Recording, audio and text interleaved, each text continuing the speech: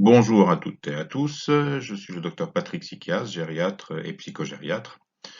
J'ai une consultation de psychogériatrie depuis bientôt une vingtaine d'années, consultation hebdomadaire, et je vais vous parler des démences, des généralités sur les démences. Donc d'abord les définitions. Donc on utilise le terme de démence pour désigner une détérioration progressive du fonctionnement mental, entravant l'autonomie dans la vie quotidienne, en relation avec une affection cérébrale. Donc c'est une atteinte globale et acquise des fonctions cognitives. Les fonctions cognitives, c'est les fonctions intellectuelles. Cette atteinte, elle est présente depuis plus de 6 mois, donc c'est un processus chronique, en l'absence de troubles de la vigilance, tout simplement parce qu'il y a des conditions neurologiques, il y a des maladies neurologiques qui peuvent donner des fluctuations de la vigilance. Avant de retenir le terme de démence, il faut avoir, bien sûr, éliminé ces pathologies, ces autres pathologies. Donc, cette altération, cette démence, cette altération peut toucher les fonctions cognitives, les fonctions intellectuelles, c'est synonyme, mémoire, attention, langage, gnosie, c'est-à-dire la compréhension, praxie, les gestes, raisonnement, jugement, et les fonctions aussi non cognitives, psychiques non cognitives, comme la personnalité, les affects, c'est-à-dire l'humeur, la régulation des conduites sociales, savoir se tenir en société ou en présence de tiers. On va les aborder plus en détail ultérieurement.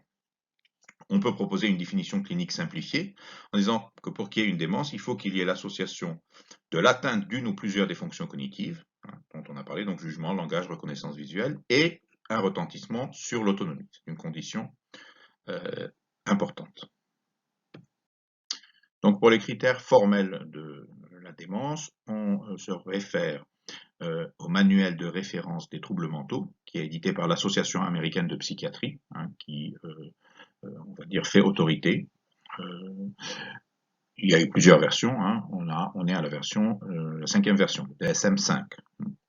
Donc, les critères reprennent les éléments que nous avons déjà abordés dans les diapositives précédentes. Donc, il faut qu'il y ait un déclin cognitif significatif par rapport au niveau de performance antérieur, dans un domaine cognitif ou plus, donc l'attention complexe, les fonctions exécutives.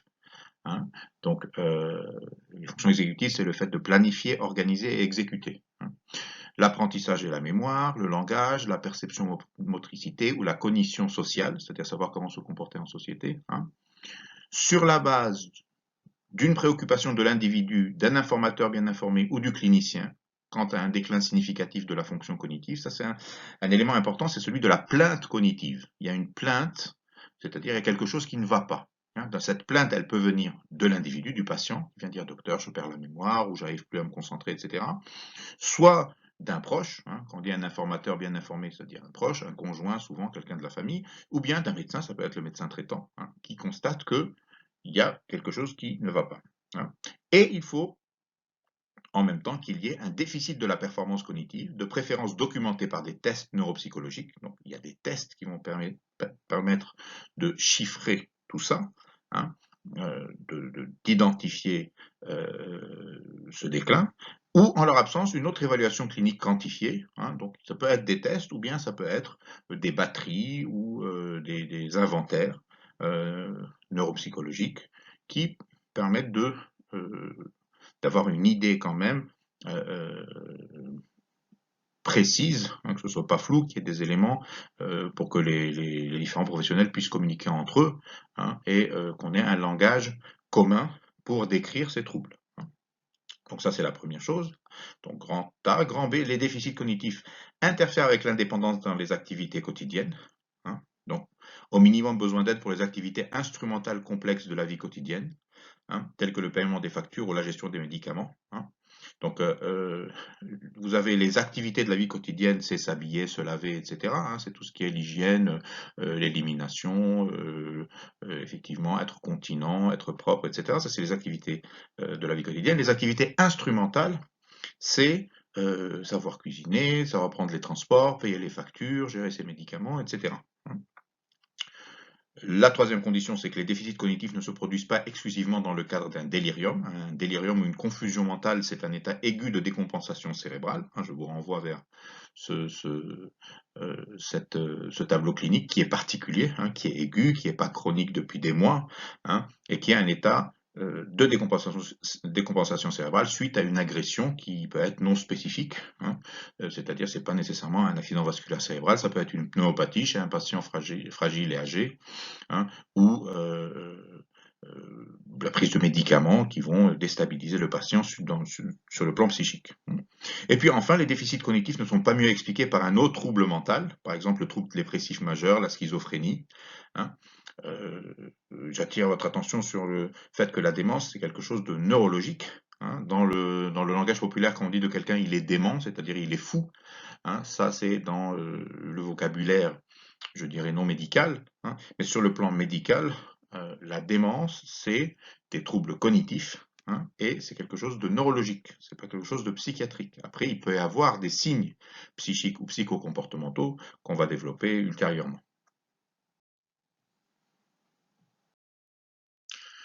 Alors, les syndromes démentiels traduisent des pathologies cérébrales organiques, évolutives et irréversibles, malheureusement, hein. Au jour d'aujourd'hui, une fois qu'on est engagé dans un processus de démence, il n'y a pas possibilité de revenir en arrière.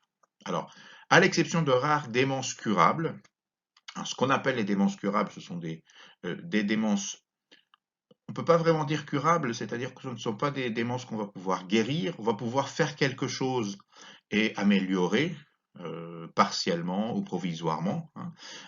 Par exemple, une tumeur cérébrale, on va pouvoir faire une chimiothérapie, une chirurgie, hein. L'hydrocéphalie chronique, qui est une quantité excessive de liquide cérébrospinal dans les ventricules cérébraux. On va pouvoir faire une dérivation ventriculo-péritonéale, hein, donc avec un petit tuyau qui part du ventricule cérébral et qui va dans le péritoine, qui va permettre de drainer ce liquide cérébrospinal en excès, hein, ou bien faire des ponctions lombaires évacuatrices.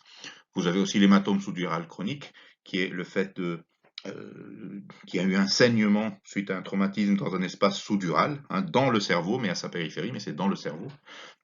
Mais c'est vrai que l'hématome sous-dural chronique, à part surveiller et mettre le patient dans les meilleures conditions possibles, il n'y a pas grand-chose à faire à part attendre que ça se résorbe. Donc vous voyez, démence curable, il faut faire attention au terme curable. Curable, ça ne veut pas dire guérissable, ça veut dire qu'on peut faire quelque chose, qu'il y a une intervention active que l'on peut proposer. Et un élément important aussi, hein, la prise en charge d'un patient dément ne se réduit pas à la prescription de médicaments symptomatiques, c'est pas qu'une question de piqûre, de cachet, de perfusion, hein. La prise en charge d'un patient dément, qui touche donc le cerveau, qui est l'organe de relation, hein, doit être globale, psychologique et sociale, et concerne bien sûr le malade et son entourage, hein, puisque vu que ça touche le cerveau qui est l'organe de relation, ça va affecter la relation aux autres, et surtout, ça va impliquer les autres, puisque la personne démente va perdre son autonomie.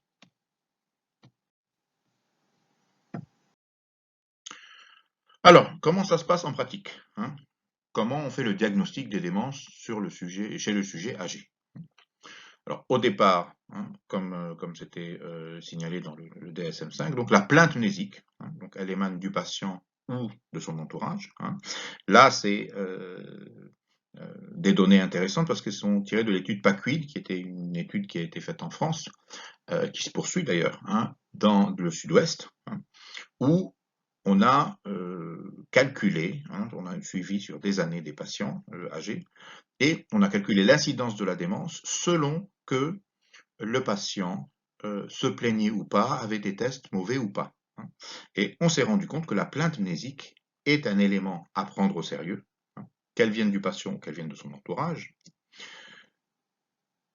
Effectivement, il y avait une incidence de la démence un peu augmentée si le patient ne se plaignait de rien, qu'on lui faisait des tests et que les tests n'étaient pas très bons, mais c'était encore plus élevé si le patient se plaignait, le patient ou son entourage se plaignait, et que les tests étaient normaux. Vous voyez, donc la plainte est plus importante que les tests. Faire des tests à quelqu'un qui n'a rien demandé et trouver que ces tests sont, qu'il y a des performances basses, effectivement, ça nécessite d'être vigilant, mais ça nécessite d'être encore plus vigilant, hein,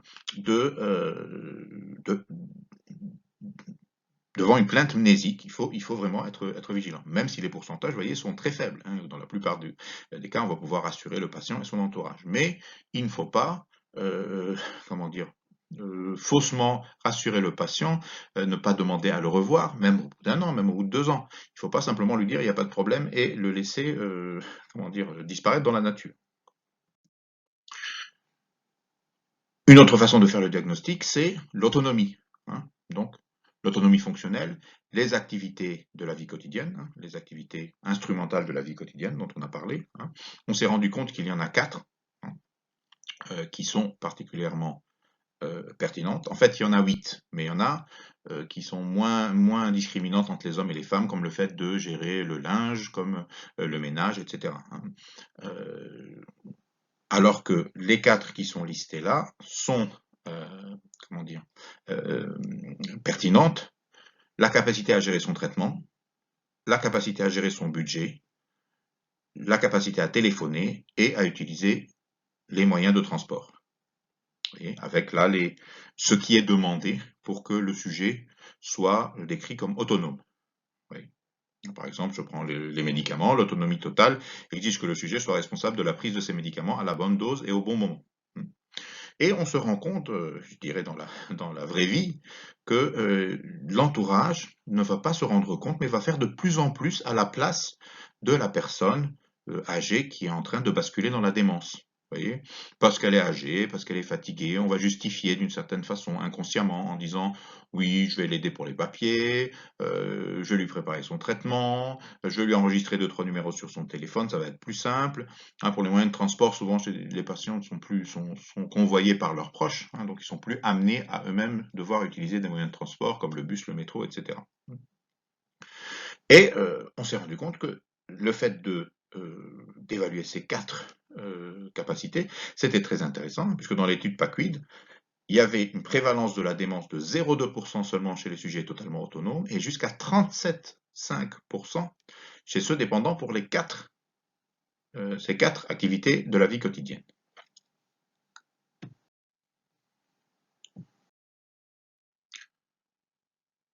Une autre manière aussi d'arriver à un diagnostic de démence chez le sujet âgé en pratique, c'est la survenue de troubles psychiatriques. Dépression, troubles délirants, hallucinations, troubles du comportement, hein. La survenue de troubles psychiatriques chez un sujet âgé doit systématiquement conduire à s'interroger sur ses fonctions cognitives, en particulier si début tardif, hein, c'est-à-dire après 65 ans. Hein, il y a une différence entre une personne qui n'a jamais fait de dépression et qui va commencer à faire une dépression après 65 ans et quelqu'un qui a déjà fait une dépression à 20 ans, à 40 ans, où c'est une rechute dépressive. Hein, c'est pas le même tableau. Hein. Mais se poser la question des fonctions cognitives. Hein. Et les diagnostics de dépression et de démence ne s'excluent pas. Et en fait, le tableau de pseudo-démence dépressive est en fait très rare. À un moment, c'était très à la mode, en disant quand le sujet âgé est très déprimé, il a du mal à se concentrer, il a des problèmes de mémoire, et donc c'est une pseudo-démence, hein, c'est-à-dire que c'est une dépression qui est tellement sévère qu'elle affecte les troubles cognitifs. En pratique, on se rend compte que dans une très grande majorité des cas, le fait de traiter la dépression améliore l'humeur, mais n'améliore pas les performances. Hein. Donc, il faut faire attention avant d'évoquer ce diagnostic qui est finalement très rare.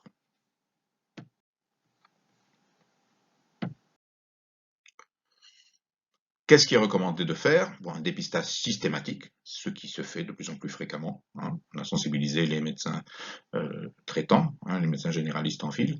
L'intérêt, notamment chez les plus de 75 ans, puis consultation mémoire si indiqué. Hein. On a proposé aux généralistes des batteries de tests rapides, de dépistage, hein, parce qu'on sait que les médecins généralistes en ville, ils n'ont pas ils n'ont que quelques minutes à chaque consultation à consacrer. Donc, on leur a expliqué qu'il faut que si le patient se plaint de sa mémoire, il faut le faire revenir, pas faire ça juste en fin de consultation, hein, où le patient vient se faire renouveler les médicaments, puis il dit ah oui, si vous savez docteur ma mémoire, etc. Ah non, il faut pas faire ça comme ça rapidement. Non, il faut lui dire vous revenez et lui donner une consultation que pour ce domaine. Et là, on peut sur quelques minutes faire quelques tests qui peuvent orienter, rassurer ou non, c'est-à-dire euh, euh, permettre au médecin généraliste de conclure à une plainte cognitive qu'on appelle banale, c'est-à-dire qui est liée à l'âge ou qui n'est pas inquiétante, ou une plainte cognitive suspecte, hein, c'est-à-dire qu'il faut investiguer plus et référer au spécialiste. Hein. Alors bien sûr, attention au diagnostic différentiel, on peut avoir des problèmes de mémoire isolés sans démence. Hein. faut savoir que la performance mnésique, on n'est pas tous égaux au point de vue mémoire, hein, donc la mémoire peut vieillir de manière hétérogène selon les personnes, hein. La confusion mentale ou le délirium, hein, dont on a parlé tout à l'heure, donc cet état aigu de décompensation cérébrale, hein, qui ne correspond pas à une démence, et attention aux nombreux médicaments, hein, pouvant avoir un effet délétère sur les fonctions cognitives, en particulier les fonctions mnésiques, hein. Il y a beaucoup de médicaments qu'on appelle antigériatriques parce qu'on sait que chez les sujets âgés, il y a un impact cognitif négatif. Heureusement, les connaissances progressent, on fait de moins en moins l'erreur de les prescrire, hein, ces médicaments, mais ça peut se voir.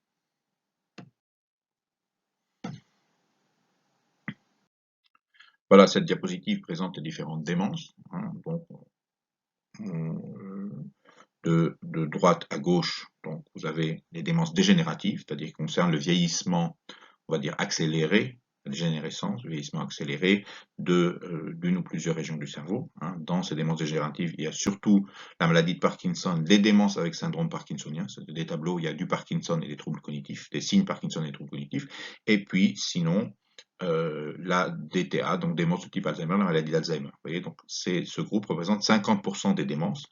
Ensuite, vous avez des démences vasculaires, hein, qui représentent, vasculaires, on va dire, pur 10%, et les mixtes, c'est-à-dire qui sont des deux, vasculaires et dégénératives, 10 à 25%. Hein. Et le reste est plus marginal, hein, et là les causes sont évidentes, c'est souvent des démences secondaires à des traumatismes, des tumeurs, l'alcoolisme chronique, les carences en vitamines, différentes conditions métaboliques, ou même séquelaires infectieuses, hein, méningoencéphalite, Creutzfeldt-Jakob, hein, la maladie à prions, hein, encéphalopathie à prions, etc.